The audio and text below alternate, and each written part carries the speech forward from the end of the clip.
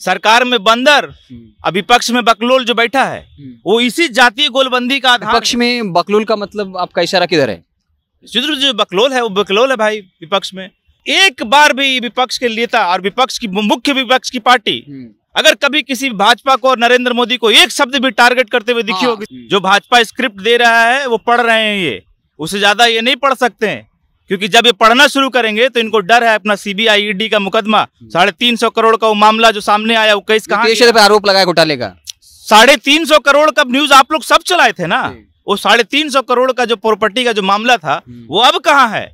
17 साल में double battery की सरकार चल रही है, मगर क्रिटिसाइज कभी भाजपा के ऊपर नहीं किया गया। भारत की बिहार का ये जो दुर्भाग्य 17 सालों के अंदर हुआ है, कभी 17 सालों में किसी ने भाजपा के ऊपर उंगली खड़ा नहीं किया। बिहार के अंदर कहीं न कहीं जात और धर्म की राजनीतिक गोलबंदी है और उसकी वजह से सही लोग चुनकर नहीं आ पाते हैं। बिहार के अंदर सरकार चल रही है, वो तमाशा चल रहा है, बंदर का नाच चल रहा है। यहाँ पर सरकार और विपक्ष ने राजनीति को मुद्दा विहीन कर शराब की बोतल में राजनीति को ढकेल दिया, सदन की गाली गलौज की आग में जो राजनीति को ढकेल दिया, तो सरकार तानाशाह हो गई है। सरकार चाहती है कि हमसे कोई सवाल ना करे।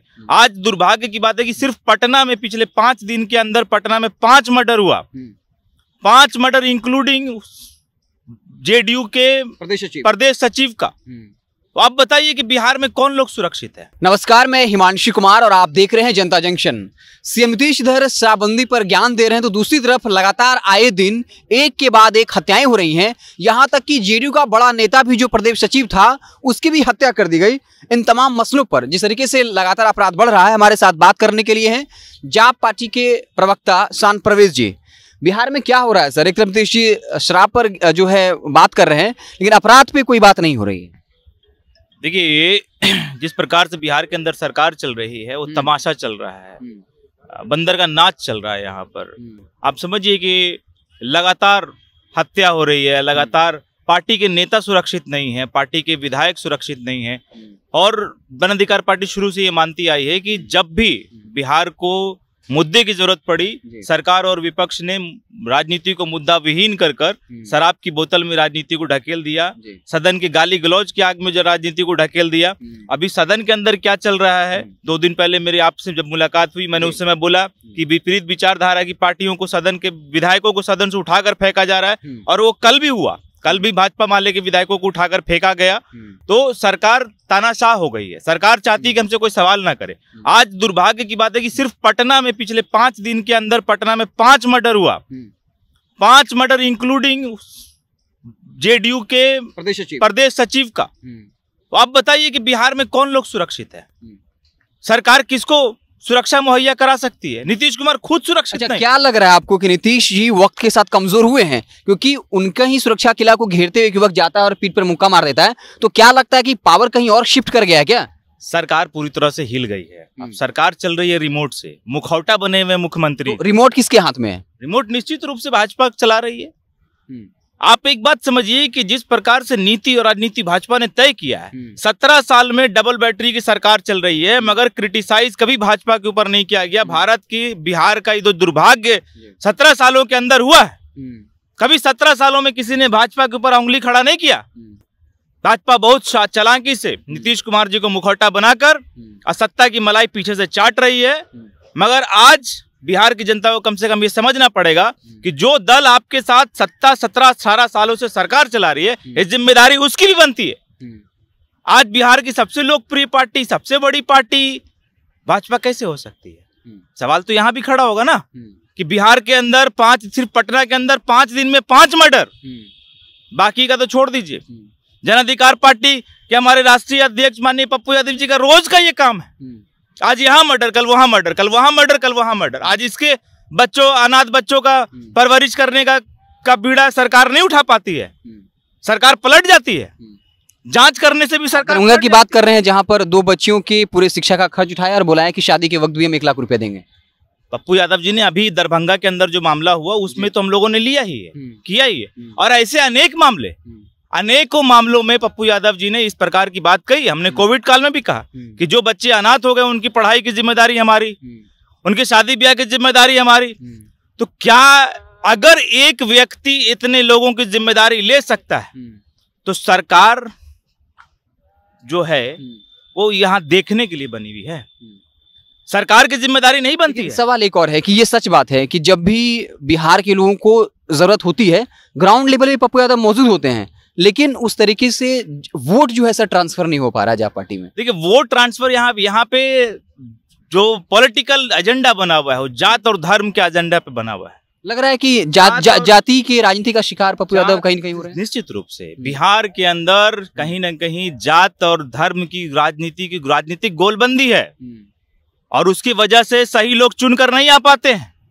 मैं आपके चैनल के माध्यम से ये कहना चाहता हूं बिहार की जनता को कि आपको समझना पड़ेगा और सोचना पड़ेगा कि आपने केवल जात के नाम पे, धर्म के नाम पे जब आप विधायक और एमपी और एमएलए और मुख्यमंत्री चुनते हैं तो आपको ये अफसोस होना चाहिए कि आज जो बिहार के अंदर ये सरकार में बंदर, विपक्ष में बकलोल जो बैठा है वो इसी जातीय गोलबंदी का आधार। विपक्ष में बकलोल का मतलब आपका इशारा किधर है? जो बकलोल है वो बकलोल है भाई। विपक्ष में लग रहा है विपक्ष मजबूती के साथ आवाजें उठा रहा है। बोला पिछले बहस में भी आपसे ये वही मैंने ये कहा कि अगर विपक्ष मजबूत होता तो विपक्ष का नेता सदन में मौजूद होगा और विधायकों को फेंक दिया जाएगा उठा कर। ये अगर जन अधिकार पार्टी अगर उनके 70 की जगह पे हमारा 7 विधायक अगर बिहार की जनता ने भेजा होता ना तो सदन कैसे चलता आज दिखा देते। क्या आपका इशारा उस तरफ भी है जब भाकपा माले के विधायकों को बाहर फेंक दिया गया? निश्चित रूप से ये तो दुर्भाग्य की बात है कि अगर भाजपा वाले विपरीत विचारधारा, सरकार से अलग विचारधारा के लोग अगर सवाल पूछेंगे वो सरकार को क्रिटिसाइज करने के लिए सदन में गए हैं। भाई क्या लगता है आरजेडी ने उस तरीके से स्टैंड नहीं लिया जिस तरीके से उस गठबंधन के नेताओं को बाहर फेंका गया? अगर बाहर फेंक देने के बाद भी आपको लग रहा है कि आरजेडी ने और आरजेडी के नेता तेजस्वी यादव जी ने कोई स्टैंड लिया हो तो दिखा दीजिए, बता दीजिए। सामने सीधे उठाकर विधायकों को फेंक दिया जा रहा है भाई। अरे विधायकों का, विपक्ष के विधायकों का काम है वेल में उतरना, प्ले कार्ड दिखाना, हंगामा करना, सरकार का क्रिटिसाइज करना, सवाल खड़ा करना। फेंक दीजिएगा उठाकर। सरकार तो तानाशाह हो ही गई है।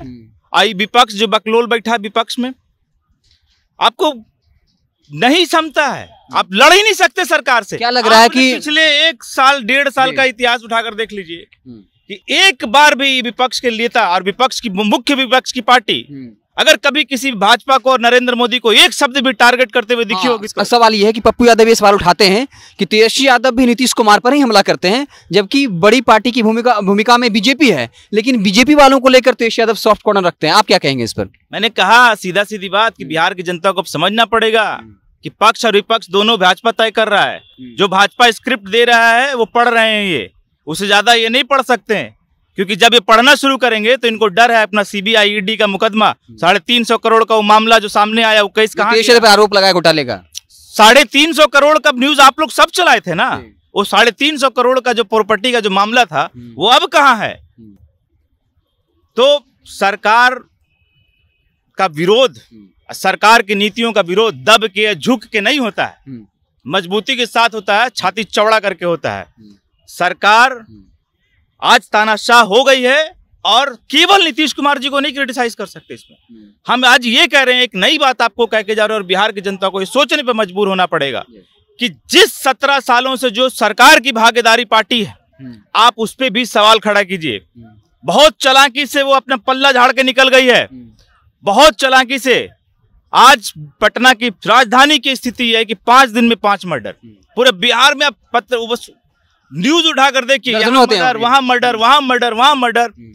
पार्टी के, सरकार का अपना नेता सुरक्षित नहीं है, मुख्यमंत्री स्वयं सुरक्षित नहीं है, अब बिहार की सुरक्षा की बात कहां से कर सकते हैं? तो हमारे साथ जाप पार्टी के प्रवक्ता शान परवेज हैं। ये कह रहे हैं कि कहीं न कहीं बीजेपी और आरजेडी मिल करके स्क्रिप्ट लिखती है और इसलिए सिर्फ नीतीश कुमार को पे हमला किया जाता है, लेकिन बीजेपी को लेकर नेता प्रतिपक्ष तेजस्वी यादव आरजेडी को जिस मुखरता के साथ आगे आना चाहिए वो नहीं आ रहे हैं। आप देखते रहे जनता जंक्शन। बहुत बहुत धन्यवाद।